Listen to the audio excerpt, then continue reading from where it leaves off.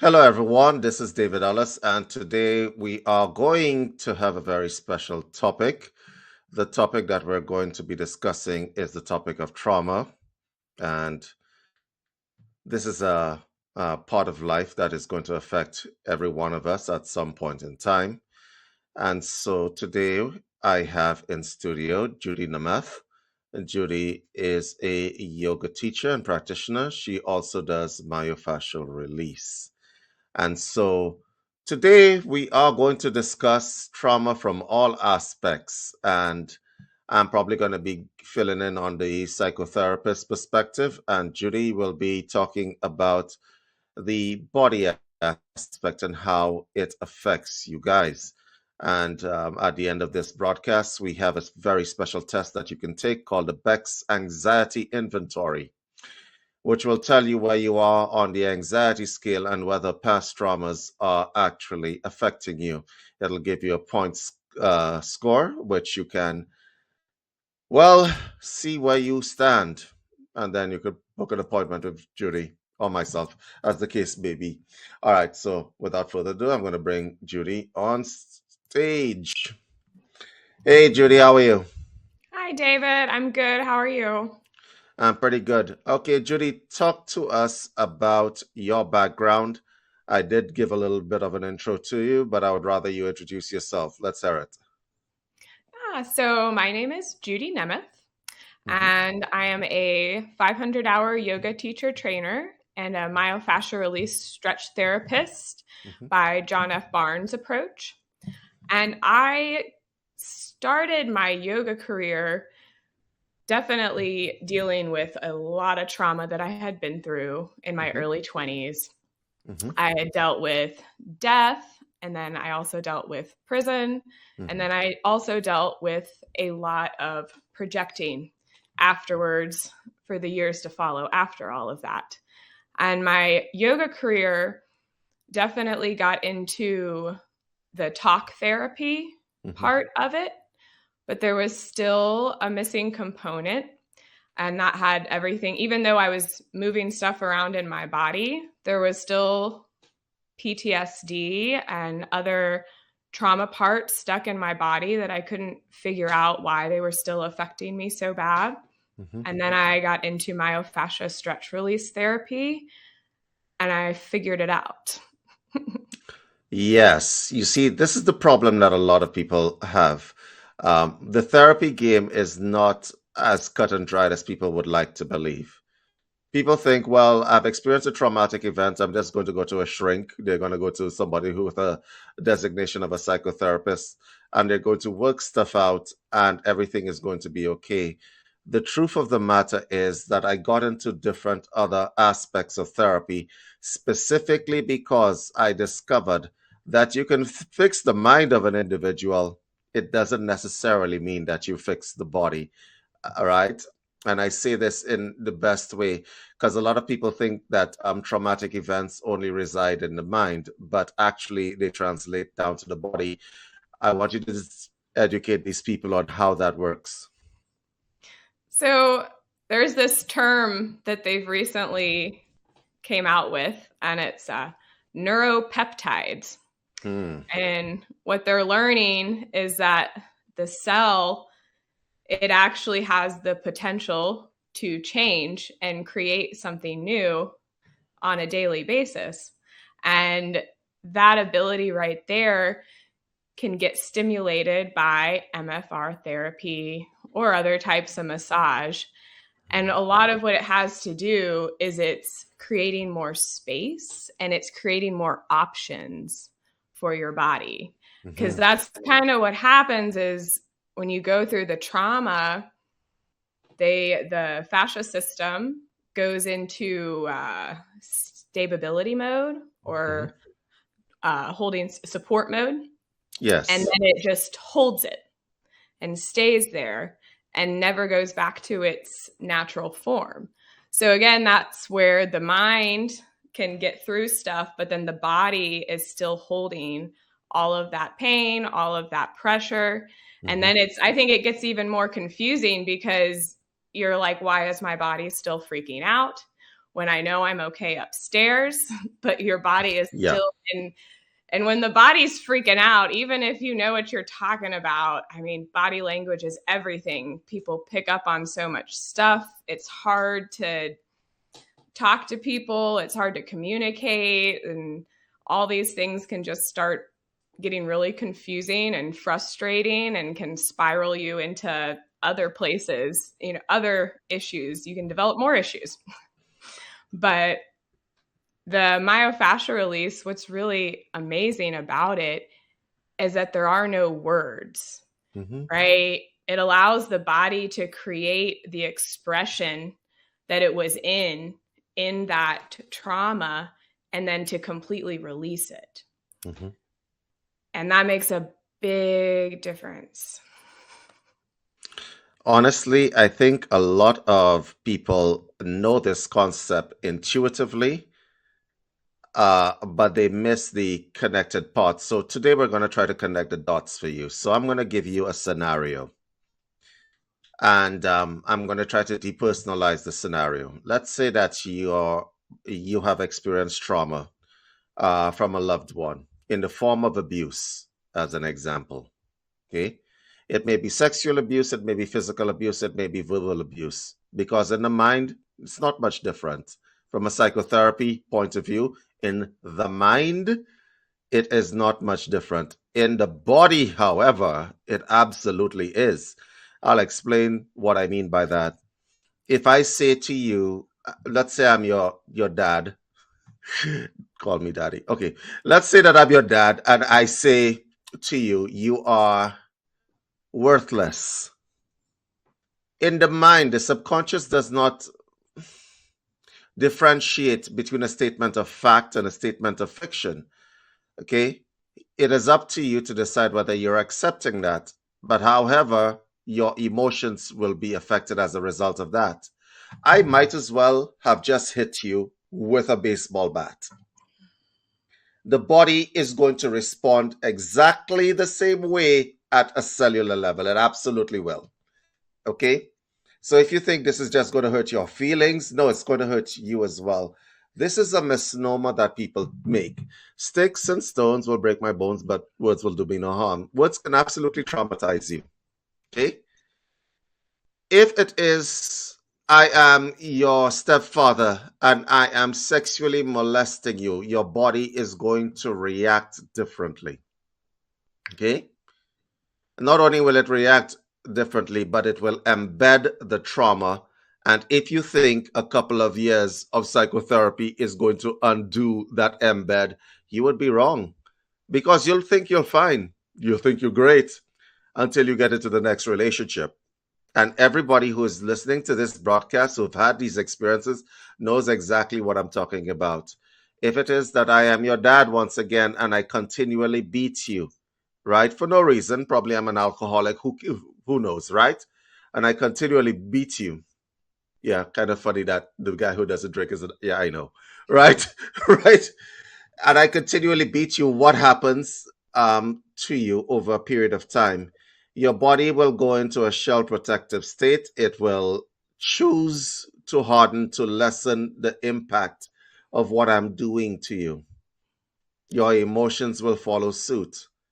You will become numb as a result of it. And honestly, guys, after the experience, the initial sensitizing event, we call it in psychotherapy, is over, and you leave the situation, you get some counseling and so on, and you think you're okay, what's inside the body is going to be there.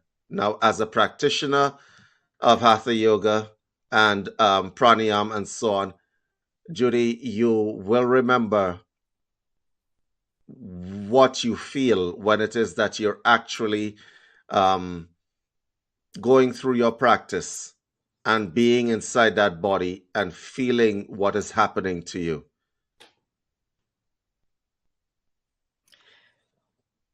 Well, it definitely, so I feel like that goes back to the fight, flight, or freeze, where freeze is the new phenomenon they're putting in because more people are freezing than fight or fly. And so when you freeze, all that tension, everything, it's still going on in the body, right? Like that Hmm. fight, flight, whether you were to like run all the way down the street, that same amount of potential energy is flying through your body and then just freezes. Yes. And right, and gets you very stuck then in that trauma. And also I think it's creates that thought that that trauma is everything. So it's like instead of looking at it as a part of your entire life, it becomes your whole life. Mhm. And then and that to me is also the body, is it takes over your body in that same way, is that's it. And again, it's like it takes off all the options.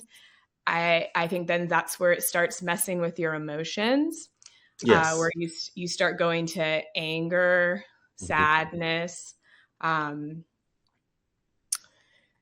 they when they were teaching us about that, they would compare it to like an animal, like a mouse, that Yes. was right, that would freeze.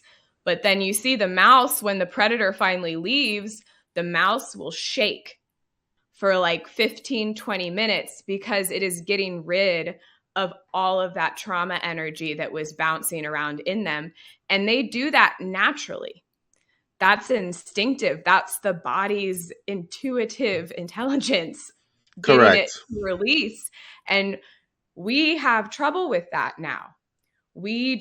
Our intuition to heal ourselves gets cut off, and the body wants to Mhm. heal. Yes, because nervous tensions are like guitar strings, all right? And they need they need the release. That's the music that's coming off of you. And here's the thing about it. I think a lot of people, we used to have an intuitive way of healing ourselves. To a certain extent, children in the modern age have lost a lot of that. Because I'm sure you remember falling out of a tree. I climbed a lot of trees. I love climbing trees. I'm sure you remember falling out of a tree or falling off your bicycle and so on. There was a point where you fell off that bike, you got the impact, and then you stopped for a while and did an assessment. If I had to remind people of what they were like when they were children, they can't get into it. So let's follow me down this path. You fell out of a tree, you fell off your bike, you fell down. There was a pause. There was a sort of a small pause that happened, right? Where like, am I okay? I'm okay. All right. And he bounced back up and you run along. You run. All insects in the animal kingdom, all domestic pets have that same reaction. At the end of the day, we are human animals. That's what we are. And I think a lot of us have lost a lot of the ingrained natural responses for healing and for awareness that we used to have. But we're going to get to that because we're talking about myofascial release therapy as well, MFR. And so, what I want you to tell us is give us an overview of what that's like. What does that look like? So there are different MFR programs. Mm-hmm. There's different popular ones around the country. The technique that I use is taught by John F. Barnes. Mm-hmm. He's an amazing teacher. If you ever want to look him up, he's about 86, so he's getting up there. But his technique is soft, sustained pressure Mm-hmm. for a specific amount of time. And the reason that's different than necessarily like the manipulating is Mm-hmm. that the nervous system, it won't budge if it feels like it's getting attacked again. It's going to protect itself. It's going to continue to protect itself. So the softer approach, it's almost like you're tricking the body. Mm-hmm. So you're coming in at a slower pace. And then after about the 2 to 3 minute mark, this thing happens where we create electromagnetic energy, and it goes through the body, and it Mm-hmm. helps start to release all of those tensions. And you will actually see people, Mm-hmm. we call it unwinding, And it's Yes. where the body starts to move on its own. And it's very funny. My clients, when they experience this for the first time, their eyeballs will pop open because they're like, I didn't do that. Hmm. So, or like their legs will start twitching too. Some people unwind very soft and some people unwind pretty drastically. I was very drastic. Like I was doing somersaults off the table, Yeah, this going is what we into call ab handstands. reactions in psychotherapy. The ab Yeah. reaction. Yeah. Yep. Yeah. And the training I went to, it was an entire seminar on unwinding. So we Hmm. did the entire training was that. And it was to see people were recreating like automobile accidents, like whatever still frames they would hit in an accident, they would Yes. start going through. Or if somebody had been strangled, we had someone like that, their hands flew up to their neck and they Hmm. started yelling. There's usually yelling, people are releasing. And again, Hmm. it's happening without them really realizing. You Hmm. do have to drop your nervous system though, because it's a hard thing if you're being very protective and you're not really trustworthy of what's happening to you in that moment. The body's going to have a hard time releasing and going into that. But when it does happen, I mean, it's amazing. It's and you would even think that the person would need like a therapy session after the session because of everything they're going through, but they feel so much better. They feel so much better. And they can actually also start to remember Yes. memories. And then herein lies the danger because that is an uncovering process, a discovery process of the self as well. I remember teaching hatha yoga classes years ago, and the yoga system that I came from, we held the stretches and we had to be inside the body, really inside the body. And there were points in time when the body releases, and then everybody is like, oh, it's like an moment, right? It's that moment that you get. And it brought people to tears, a lot of them. Okay. Because they had stuff on board, and you know what I'm talking about because you've been in this long enough, right? So it brought people to tears, really. And so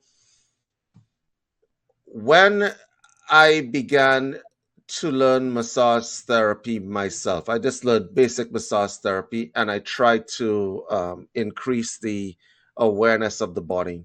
One of the things that we learned to identify with regard to bodies that were stiff and so on. We learned we had what we call the usual suspects, the tight hamstrings, right? The brain stem tight, and these usual suspects that we would work on and so on.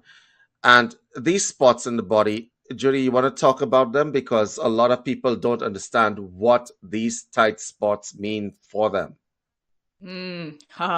Fascia restrictions. Yes. So, fascia restrictions, again, it's new science where they found out that there's a fourth phase of water, and that's how snowflakes are created. Hmm. Is it's freezes.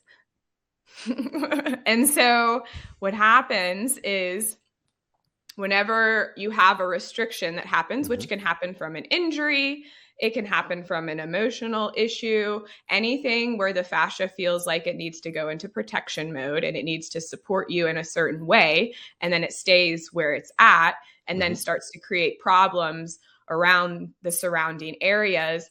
And the big muscles like to take on all of it. So then the hamstrings take it all on, the quads take it all on. So then you start getting knots all through your quads and your hamstrings because it's not allowing anything else to flow through those areas. So what happens is it's almost like most people have seen Jurassic Park. So they Yes. have the amber that's solidified around the mosquito. Yes. That is what a fascia restriction, it is that tough, like Mm. solidified amber. And so it creates like this little capsule over the area. So you can, for example, you can drink as much water as you want to, but water Mhm. isn't going to get through there. So when people feel like they're constantly dehydrated and they're drinking water all the time, it's probably a fascia problem. And then Mhm. other circulation issues start to happen as well. And then when you break a knot up, if you notice the sound that it makes, it's like a crunchy, Yep. right? Sort of like you're breaking up a piece of ice, or something of that factor. And that's why I also recommend people to get some sort of deep tissue or get a really nice massage gun, because that is necessary as well, because those big muscles and those big knots, you don't want to wear an MFR therapist out with with them having to work on that. Agreed. Because then also once you break up those big knots, the surrounding fascia just releases even more, because if you didn't know, fascia is completely surrounding your skeletal system, Mhm. connects everything, goes through the muscles. Each cell, they're actually saying now that each cell has its own fascia structure that replicas the full one in the body. And yeah, which is And why. so, for those of you who are watching this broadcast, what does a fascia restriction feel like and what are its effects? I'm going to start. I'm going to let Judy come in on this one as well. Obviously, tightness. Your flexibility will be compromised. Okay. Like, last month I could like pick up a coin off the ground, but now I have to get out on all fours to get that coin off the ground. Listen, I once knew a lady who had been through a lot of trauma and she had an extremely bad diet. I'm talking about she fed every day. She fed is a fast food chain from where I come from, right? Similar to McDonald's, right? She would eat, but she wouldn't necessarily gain weight, right? And she would poison the body quite a bit. After about 20 years of doing this, she couldn't reach her knees. Some people can't touch their toes. She couldn't touch her knees. Okay. So obviously the lack of flexibility, but in a general feeling of malaise. A lot of people don't know what malaise is. It's a kind of miserable feeling that overcomes you, that you're not quite sure what's happening or what's wrong, but it's just a general feeling of malaise. It's because your subconscious has picked up the fact that your body is majorly impaired Mhm. and it is feeding it back to you. It's like a nervous system feedback that happens where you're just not going anywhere. You don't know what to do. You don't know where to sit down and stuff like that. That is what malaise is. I'm sure some of y'all have felt that. Judy, jump in here. That's where I was at before I found MFR, Yes. because I'm actually a great example for how bad a fascia restriction can mess you up, because Mhm. luckily I did a session with Andrew and he informed me that my fascia on my right side was all messed up and going all in the wrong direction. And it was from a hip injury I had when I was like 8 years old that I don't even remember. And it was like from dancing where my hip Mhm. popped up out of place. So from that hip popping out of place over time, it pushed everything on my right side up. Mhm. So I basically lived that part of my life like in a schism, where even like with my brain, like being able to, which I am left-handed and am constantly switching things and putting things backwards and everything. I'm left-handed as well. I'm Right. left-handed as well. So you already have a little bit, but I always felt that like there was this disconnection that I was dealing with that was Mhm. not right. And That's exactly what he told me when we were going over it. And I was like, oh my gosh. And I had just gotten done with my 300. And I was to the point where I didn't think I could teach anymore because my Hmm. shoulder was locked up. I got TMJ up in my jaw. It was Hmm. my neck. It was like a whole, I mean, I couldn't do plank. I couldn't do downward dog, like nothing. So stretches weren't helping me at Hmm. all. And so really, again, most intense, if you're having something like that where stuff is flaring up all over the place, it's usually a hip. It started with a hip that went out of place. And then from when the hip goes out of place, the Hmm. fascia starts going up the spine. And however the hip went out, it starts to contort up the spine. It wraps around the organs. It comes up. Mine, it like wrapped up around my neck, I down through the arms, and it goes through the extremities and starts messing up the extremities. And so I was like, I had to stop sleeping with a pillow. I was having a really hard time sleeping, all these things. The second I started to get this hip down, everything started to go back. And all these little things that I was dealing with just kind of like started to dissipate. But it also took a lot of time because that was a long time that I had been going on that. And I was very athletic growing up, and I had been through a 200-hour teacher trainer. Like I had done so many things with this, and it was okay at that time. And then afterwards is when Yes. it flared up. And so I was very frustrated because, again, I had been putting in a lot of work, a lot of work. Yes, And and getting frustrated. You know, a lot of people don't understand that a lot of people tend to lump all of these aches and pains into the category, well, I'm getting older, it's just natural that I have aches and pains. That's not how that works. Unless you have osteoporosis, there's no reason why you should be living hobbling in the morning to get to the bathroom, hobbling to get to the kitchen. Guys, I'm going to say a few things, and I want y'all to take this in the best way possible. The process of aging does not necessarily mean that you will have aches and pains. Yes, your ability to heal it may be slowed down a little bit, not by much. Okay. And so, if you're feeling the way Judy has described, get yourself into somebody's office. Oh, don't wait until you give somebody a lot of work to do. As soon as you feel it, get yourself into somebody's office. The other point that you just made, I want to pick up on. A lot of people, I used to teach Pilates as well. Yeah, I was very into everything back then, right? And a lot of people get into Pilates classes and yoga classes and they're wondering why the pain isn't going away. I stretch, I'm really stretching, which is another indicator, right? Because if you're going to all those classes and nothing is happening and you're still in aches and pains, then something else is going on and you need to deal with it. So there's that. I started weight training at a very early age. So you know things are going to go wrong, right? There is no weight training without injury. None. Okay? There's no such thing. Weight training by itself is injury. We know this now. Because the only way your muscles develop is because you put micro tears inside of them. Okay? So for those of you,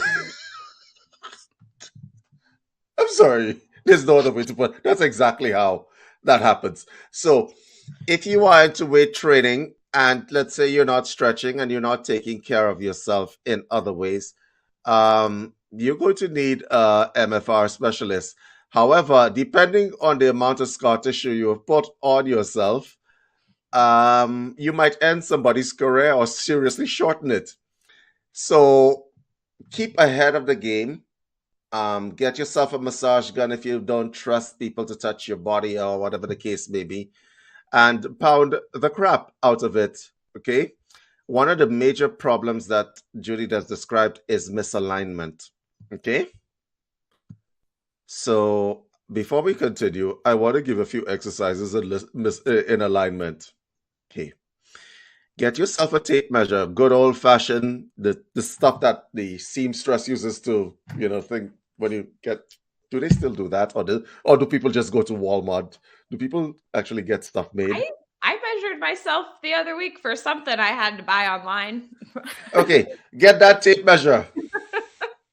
Measure the distance between your belly button and your left nipple and the distance between your belly button and your right nipple.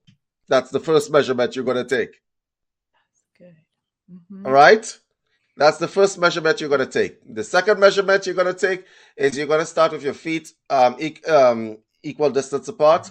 You're going to measure the difference between your belly button and your left toe, belly button and the right toe. Okay? Then we're going to do the planes of motion. You're going to get yourself a broomstick.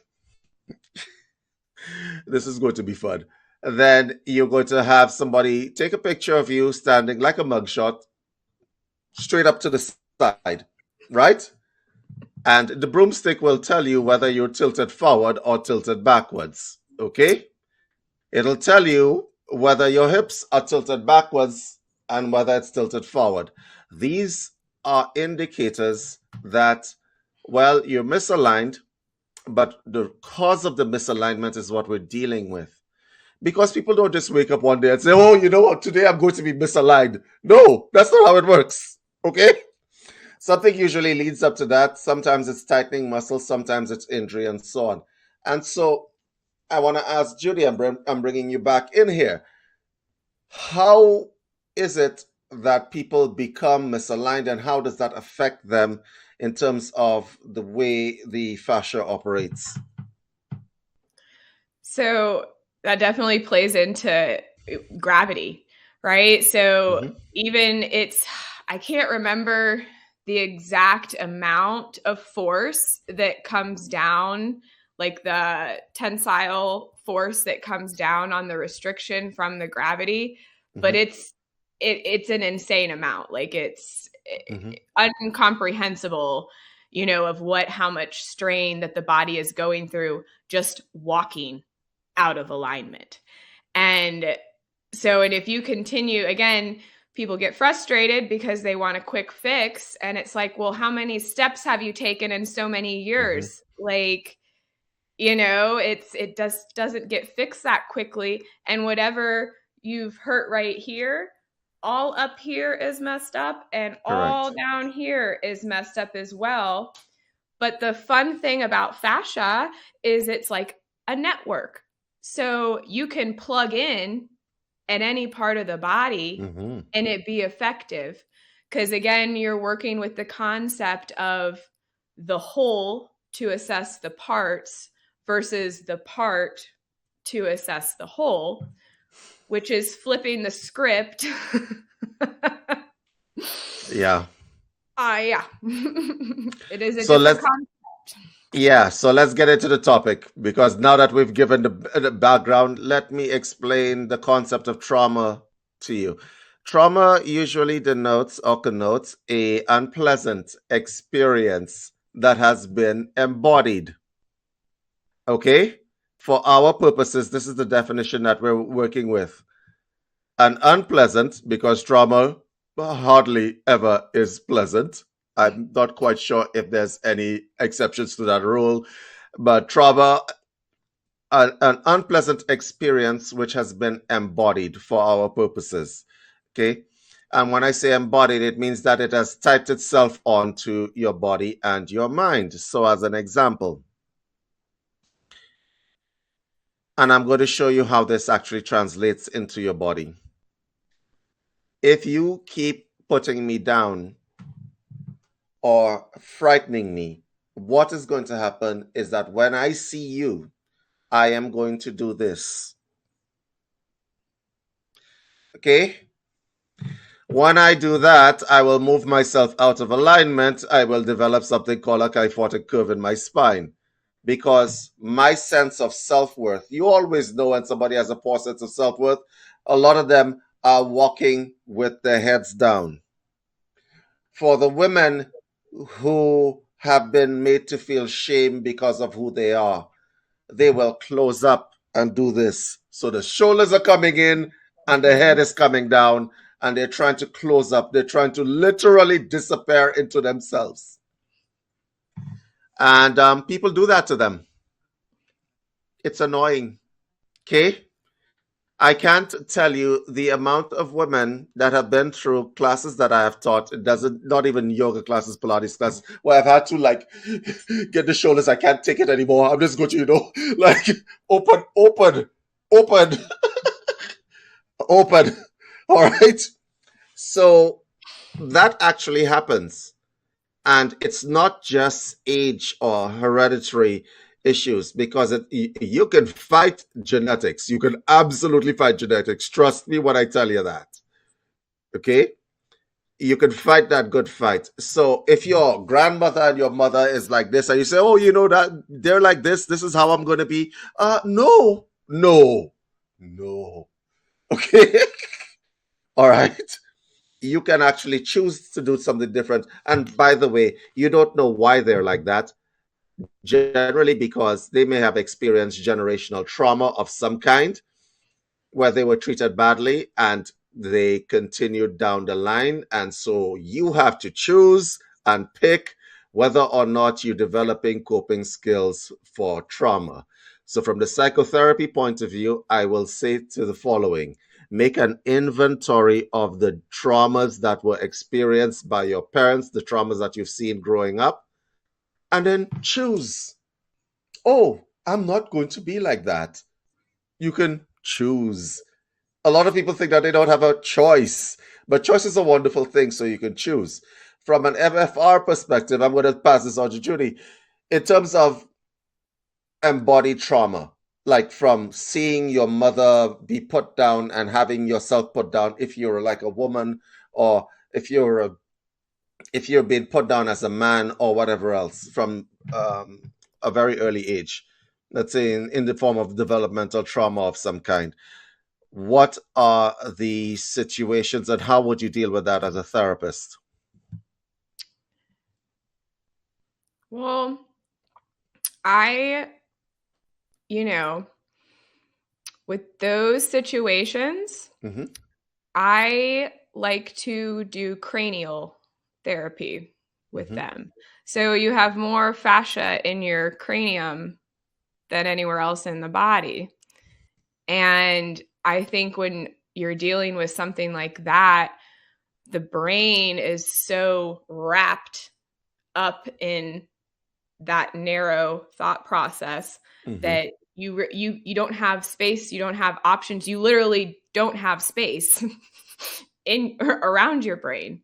And so when I do cranial on people, it seems to affect the body, the whole body, Mm-hmm. in a different way, where they're releasing, you can see like the tension from their face start to relax, where I think it's you're holding stuff in places in the body Mm-hmm. that you think that that's just normal. You think that that's how you're supposed to look. Again, like genetics say that Mm-hmm. is, you're like looking, you're like, oh, my mom has, shoulders up like this and like this. And so that's just how I'm built. If you were to look at a picture of me from 3 years ago, my shoulders look completely different. My neck looks completely different. My face shape looks different. You will start to release inflammation and fluid retention, which I think emotionally, Mm-hmm. that stuff, it's hard when somebody is emotionally entangled with it. It's harder to release. Mm-hmm. Right. So I think that's why when you start working with the head and also the face and the forehead, Mm-hmm. one of the most powerful movements that was done on me was one head on the top of the forehead and one hand on the back Mm-hmm. and pushing together. And I Yes. felt an emotion. I started bawling. I was bawling, and I have no idea why. It's but I think again, people don't understand that you have fascia in the sutras between your cranial bones. Fascia is actually what holds your cranial bones in place. And when you're going through that emotional stress and pressure, your cranial bones start to come together and the fascia starts to harden. And so, again, like the ability to try and think of new options or to think that there's even something else, like it's really hard to get there on your own.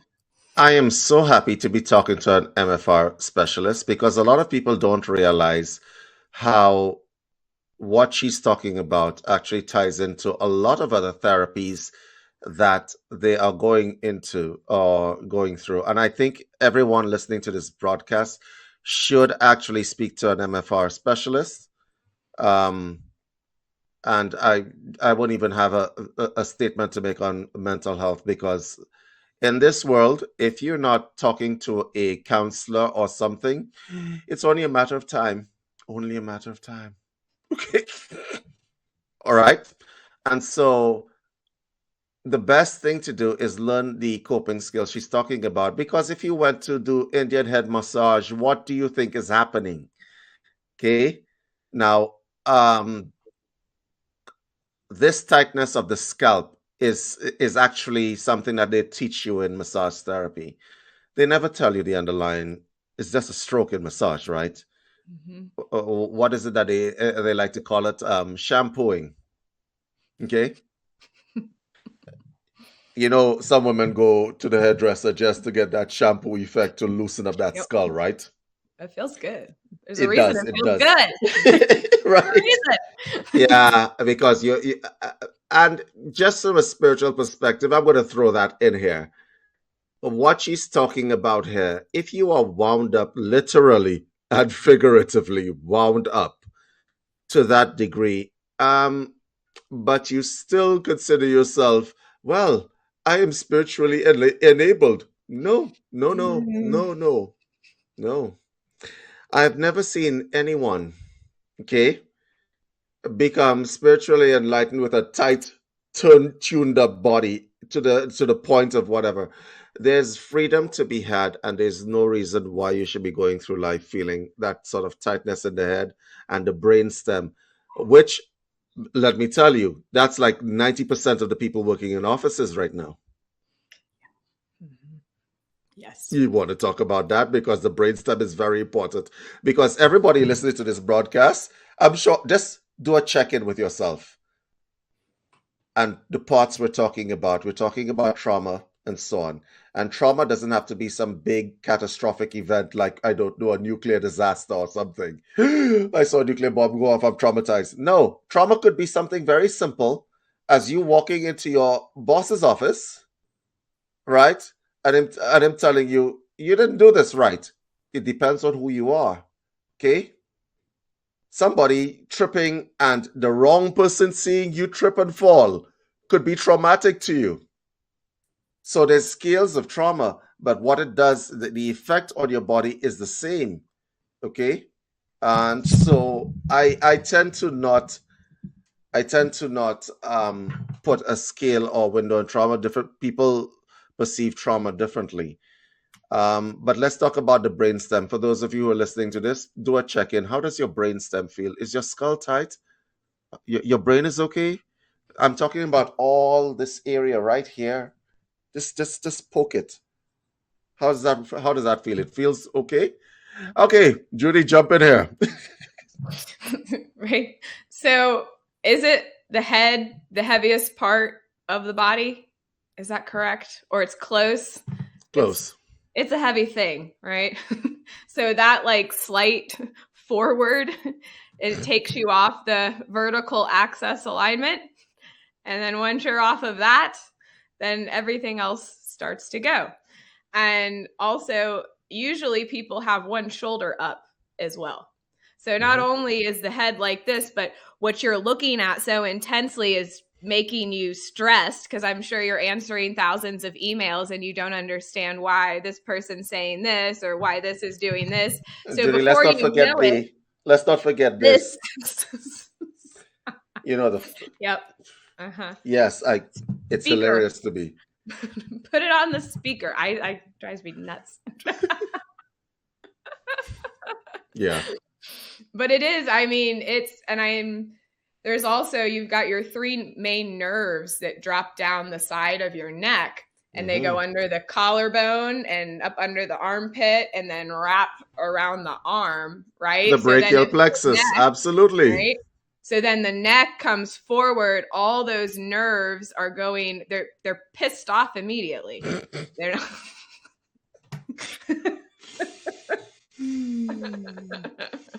Yeah, they tell me. I work on people. It tells me. It's mad. For people who are listening to this, straighten up, pull back, let the light shine into the heart. Like, do the Care Bears. What is that Care Bear thing? The projection, right? Try that. Right? Inhale. Let the air go into your chest. What? Shoot the rainbow out of the heart. Yeah. That's what they do. The Care Bear stare thing, right? Right. For the yoga practitioners in here, there's a reason why basic movements like the Cobra have been invented. And it's not a polite suggestion. Do it. Okay? Whether you like it, you don't like it. There's some people that try to avoid postures. You know that, right? Oh, but yeah. For those of you who are in here, just open up every once in a while, because the whole of society, the whole of the modern world is closing you down bit by bit. And you would like to show people a fullness of your heart. A lot of people say, well, I just want to be in my heart center. Well, let me see it then. Okay? All right, so I want to say that little point. We're going down the rest of the body in terms of trauma. So what causes that head tilt issue when you're feeling underappreciated from a psychotherapy point of view, when you're feeling a sense of a loss of self-worth, loss of self-esteem will do that to you when you're trying to hide yourself, when you're trying to disappear into the void, right? This is what causes all of that stuff to happen, right? When you're trying not to be seen, when you try to blend into the background. And so for those of you who are experiencing that, that is pretty much the cause of that. You're hanging your head, and it's never a good thing. Your nerves, as Judy said, is going to be pissed off. The MFR specialist is going to be like trying to open you up and get that fascia to relax and get the nervous system to relax. And you're going to cause yourself breathing problems, anatomically speaking, because you're cutting off at least 15% of your oxygen supply when you do that. And then you'll probably get some carpal tunnel along with it. Yes, pinched nerve, everything else. And we're talking about also the trapeze is going to be under stress, this muscle, this triangular shaped muscle that comes down from your neck as well. Well, let us go down the rest of the body, because, this is just too much fun. Let's go through the rest of the body. The center and middle back, so the erector, the central and middle back down to the lower back. A lot of people used to think that the spine is straight. Did you know that? Like, people think that the spine is... No, it actually does this kind of thing. Okay. I feel like we'd look really weird. We'd look very strange with straight spines. Well, to be quite honest, I've seen some people who look, they make me wonder, is your spine really straight? Because they're not bending anywhere. Okay. So your spine does this curvy thing. So the top bones are called cervical, the middle bones thoracic, the lower bones lumbar, or yes, we have the sacral. Tell us how in MFR, people who are traumatized, what the kind of traumas that cause these pains down the back or tightness of the back. And 9 times out of 10, it's because people feel a lack of support. They have extremely bad posture, and they have very, very bad practices. So if you don't care too much and you're continuously tired, you're going to drop down in some sofa somewhere Which brings me to my next issue. What role does furniture, furniture, this Mm. I don't want to, because that's a hot topic for me, okay? Right? And I say this because what role does furniture play in messing people up? Okay? Because it's all tied up. So you're tired at the end of the day because your job is hard. You're going to throw yourself into a couch. You're going to watch TV. Literally, and I don't know. You see, some people will not come to they'll come to your yoga class and can't do a spiral twist. But when it comes to watching TV at the end of the day, they're literally twisted up in a couch watching it for hours. Judy, talk to us about how that works. Well, again, it's like going back to what we were talking about before, where all that tension and pressure you were feeling at your job, it's now just going to sit in you in that position. So, and again, then when you're watching TV, your brain's checking out. So you're completely unaware of all of that stuff solidifying into your body.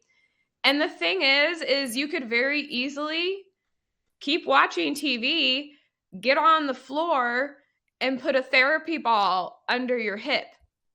Like I get wanting to decompress after a long day, but the fact that you have to sit on the couch, that's the thing. Again, it's like it's the only option. And when did that happen? When is that the only option?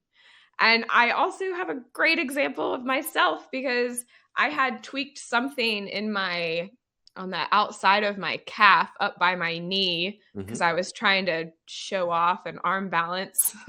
and and it had been bothering me like for a couple months. Like it'd go away, but then I could feel it when I would go into lotus or half lotus.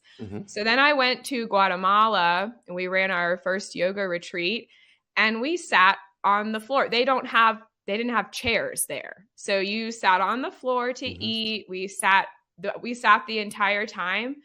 I like halfway through the trip realized that pain was gone. Correct. Because something simple as that can make a difference.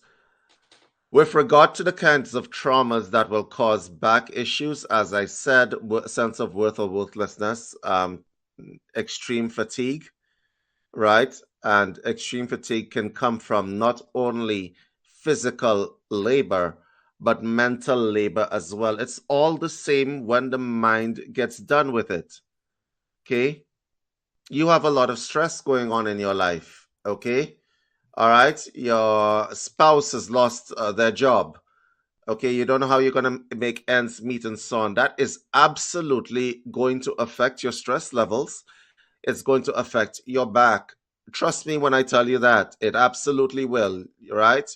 Because you're going to be living in unawareness 9 times out of 10 because your mind is on something else as opposed to being in a mindful state, which is awareness of your place in space and time and stuff like that. And your awareness of the self goes out the window when stress comes in to the fray. And for those of you who are doubting me, I'm going to ask you all a very simple question. When last you walked outside and said, "Oh, wow, what a beautiful world I live in. Let me smell the carnations growing outside my house"? No, I'm guessing you don't do that. So it's because your mind is on work. When you go out of your door, when you come back, you're going to be dealing with the kids and you lack a lot of time for yourself in the self-care and you lose the mindfulness of what's happening inside of me. Is it, how do I feel? I'll give you an example of what I'm talking about. Today, I had a recording with Judy. I started the recording and they took the electricity after I'd set up everything. That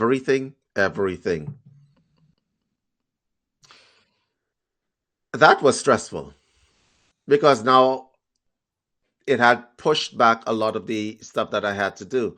So I'm thinking about all the stuff that I had to do. But before I got back on with Judy, what I did was just take a little break, breathe it out, Awareness. So I know where this is affecting me. And you have to be aware when something happens to you, traumatic otherwise. It could be something simple as stumping your toe. How do I feel about it? It's that emotional connection, right? Where you're really like, you start realizing that your emotions are dictating your fascia tension. Yes. And that's a horrible thing. That is listen, that is so horrible, right? And you feel That out of realization. control. That realization is a horrible thing because a lot of people say sticks and stones will break my bones, but words and stuff will do me no harm.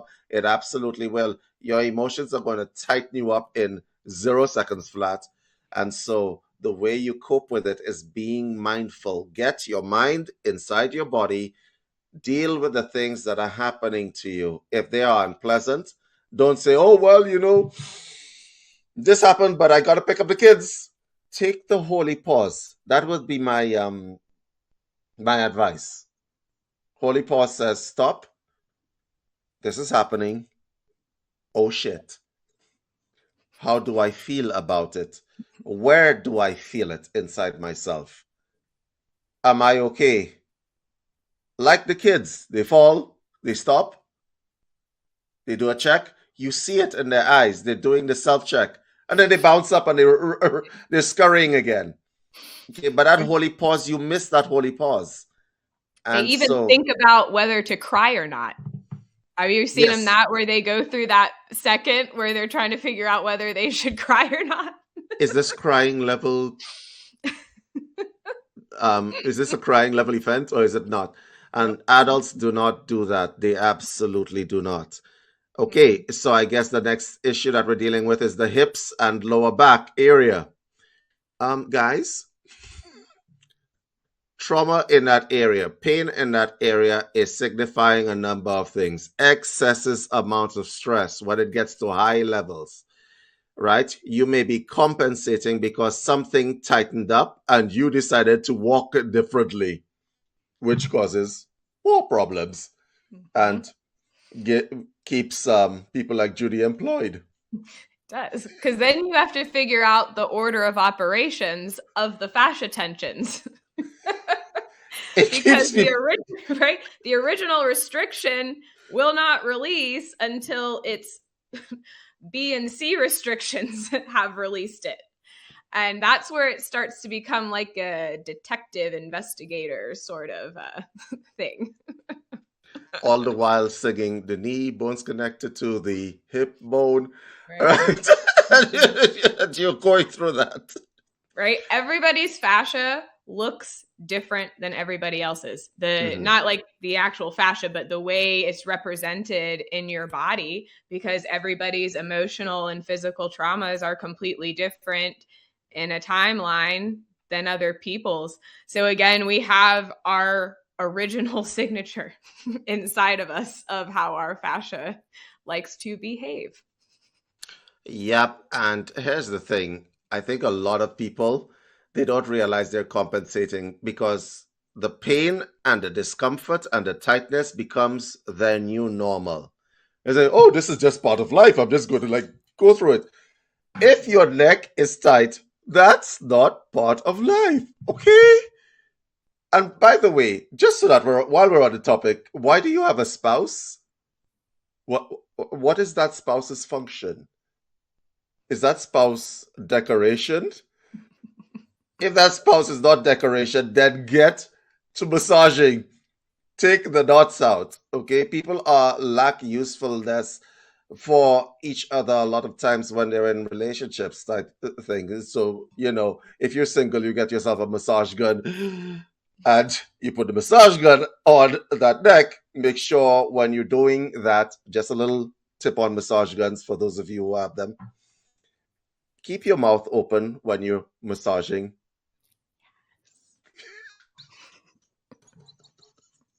Keep your mouth open when you're massaging your trapezius or your neck. Don't keep your mouth closed, please. Okay? It's not a good practice. And the reason for that is, oddly enough, all the jaw joints and your teeth When they close, they sit down in a particular way, and a lot of people miss that point. So, like when that goes out of alignment, so many bad things happen. So many. Mm-hmm. Oh yeah, and that's the other crazy thing about fascia is there's so much in your mouth.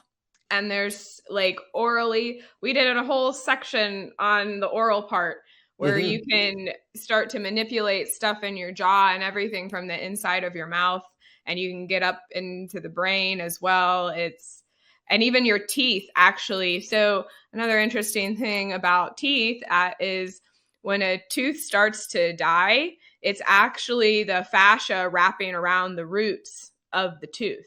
So the fascia is crushing the roots of the tooth, and then the tooth starts to die. So because you've got fascia all through your gums and everything. Yeah. Gross, but we're going to continue. All right. So the hips and the lower back, the kinds of trauma that obviously cause that are obviously physical traumas, such as car accidents and so on. People always think that car accidents, whiplash is the common injury. No, no, no, no. When you get jarred hard enough, for want of a better way of putting this, you get shackled out. Okay? And so if you've been in a car accident and you were fortunate enough to walk out of it and say, I'm fine. No, you're not. You're not fine. Especially if somebody rear-ended you. Okay? Or you are in a car accident and the vehicle rolled over with you in it. Find yourself in a therapist's office, whether you feel absolutely peachy or not. Because you'll Because a feel it lot of people, later. yeah, you're gonna feel it later, and you might not feel it tomorrow. You might feel it years after the fact. Yes, you might feel it years after the fact, and then the adjustment phase is not going to be something that you're going to like because there's going to be unpleasant aspects to it. A lot of people who have suffered sexual abuse have lower back issues as well. I have found that even Yeah. when they can't remember. Mm-hmm. And I know too, I have a client case where after giving birth, she went numb in the front in a way of like her sex drive completely left her and everything. And it was from an emotionally abusive partner from years and years and years ago, that the abuse that she had like couldn't even recall. Mhm. And when she gave birth, it stirred all of that up in her lower back, and then it canceled out her sex drive. And so it was like, again, like massive amounts of issues way later on in her life. um yeah. Yeah, and with regard to your lower back and the organs, your reproductive organs, that would go back to our earlier discussion about the tilt, the measurements that I gave you. Look at yourself, get the broomstick, and start measuring away. Things should be theoretically equidistant apart. When there is like a 3, 4 inch difference between the measurement of a knee to your belly button, knee to belly button, toe to belly button, to the other toe to belly button, or like you're doing the mugshot test where you're looking at yourself from the side and half your body is in the front, the other half is somewhere in the Netherlands, right? Or your spine is there are three conditions of the spine: kyphosis, lordosis, and scoliosis. When this is happening, what does that look like? I'm going to try to give you guys a heads up. This is kyphosis. See? This is lordosis. I can't do it properly. It hurts. Right?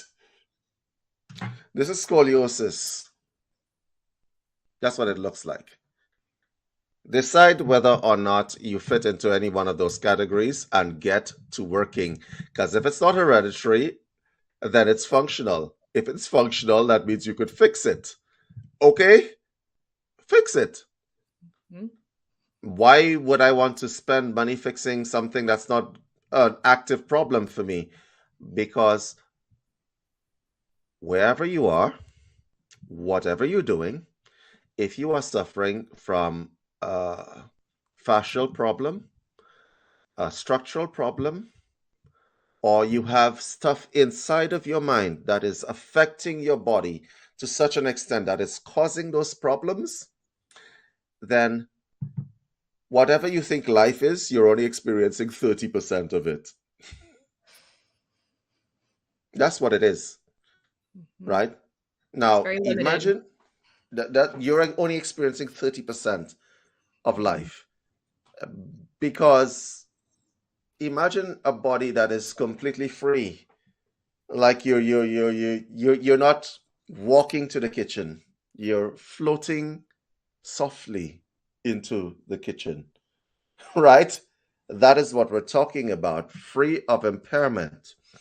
That's why we're actually doing this broadcast, because a lot of you are not floating or gliding, right? Y'all are not like that balloon that is bouncing into the kitchen. A lot of you are dragging the anvil up the hill in the desert without eyelids. And you don't even know. That's, I swear, more people are angry because of the tension in their body. It's wild. Like, and honestly, I don't blame them either, because it sucks. Like, it hurts. Like, there's a reason. There's a reason you're an angry person. But it's like, again, also I go back to I think of the habitual stuff where, you have this habitual way to walk, this habitual way to stand, and your emotions are the same thing. You get in this habitual way of using your emotions, and you're in that limited box. Mm-hmm. And, and for somebody that starts to become aware, then it's very frustrating. Very, very frustrating, because you're like, I don't like this version of myself. Like, this is not right. Like, and like for me, for example, it was very much about the softening. Learning how to soften is essential. Correct. Yes, and for me, most of my clients, and my personal story is the mindfulness, being able to stop when you need to stop. Being able to stop when you need to stop. Something bad happens, stop. Don't just flick it off. Stay, breathe, and get into it. How do I feel? Am I okay? Am I okay with this? Right? And if you're not okay, pause. What am I going to do about it in that instant? If people did that, they would be a lot less angry people, a lot less tight people. Honestly, yeah, you're correct. Imagine being a bus driver driving school kids and sitting in that chair 8 hours It's the a reason they're day. angry. It's hostile. Right? Sitting in that chair 8 hours a day. Imagine being that bank teller sitting on those little weird little is it half chair things, or standing up for a whole day dealing with that. When you get home, the last thing on your mind is alignment and mindfulness. That's the last thing on your mind. But I want to entreat y'all that that can actually cause you guys problems, right? And so you find coping skills, whether it be getting yourself an exercise ball, one of those Swiss ball things to sit on. That's actually a good way of gaining mindfulness, because there's no sitting on a Swiss ball if your mind is not in your body. Okay, you can't be like at work just, oh, I'm just gonna this. You're gonna fall off. So it keeps you very, very mindful of where you are and how you are and where your body is. So I don't know, guys. If you want to correct a few things, get yourself a Swiss ball. Be mindful. Do all those things that we suggested before. All right. I didn't get down to the ankles, and we don't need to get down to the ankles because from the time your hips go off kilter, yeah, guess what? Your ankles are going as well. Okay. So that whole connective chain thing. So I want to actually invite Judy back. Judy, at some point in time, we're going to do another broadcast. We're running out of time. All right. Because this has been just too much fun. And I hope you guys learned something from this broadcast. All right. I want to give you guys a way to contact Judy because Judy is one of the very few people who understand this process, not just from a therapist's point of view. Because there's a whole bunch of people that have a lot of book knowledge. There's very few people that have experiential knowledge, right? Judy is kind of like me. You have to be in a hole and dig yourself out of the hole to be able to tell other people in the hole, this is how you get out of the hole. Okay? You can't just read from a manual. And so I'm going to put Judy's information on screen right now. Judy, give these people a way to get a hold of you. So I've got my email down there, which you are welcome to contact me with any questions. And then I also have my website down there as well.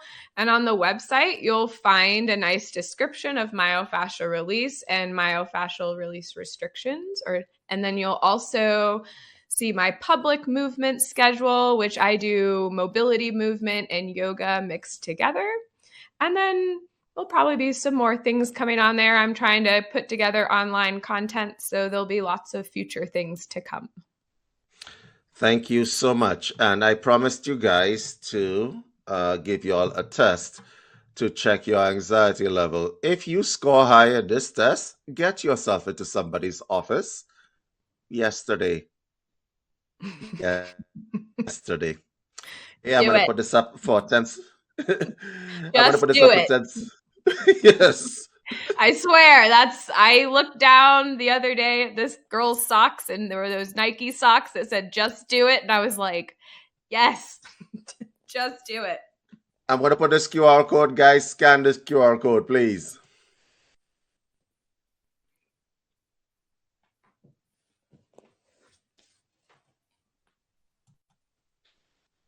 And we're back. Judy, listen, thank you for coming out and having this discussion with me.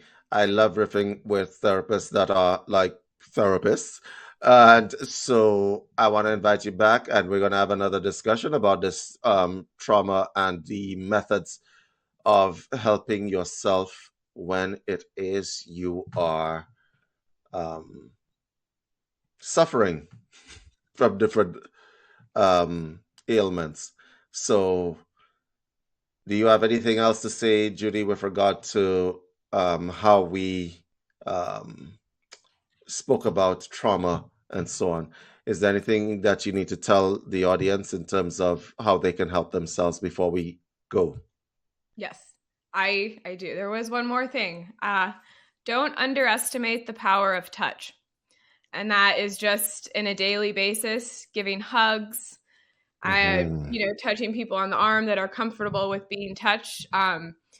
In my trauma experience, I went through a stint of time where we were not allowed to touch. And the amount of damage that it did on my body is part of the reason that it was so difficult for me to get myself back together. There's people have different theories about touch, but there really is something about the touch, the human touch, that is unlike anything else. Very powerful. Thank you so much. And for those of you who want to get a hold of me, you can get a hold of me at info@universalcitizentv.com. And yeah, join us next time where we talk about another interesting aspect of the whole process of trauma release, utilizing different methodologies. Take care, guys. Bye-bye.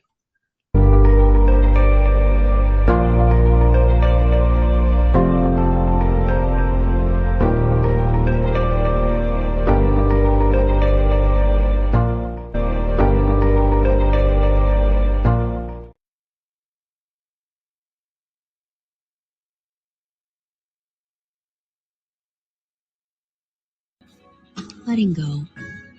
Another deep breath in. As you exhale, just letting go even further, knowing that you are safe. Welcome to your advanced hypnosis session on self-belief. You'll get the best results from this session by giving it your full attention.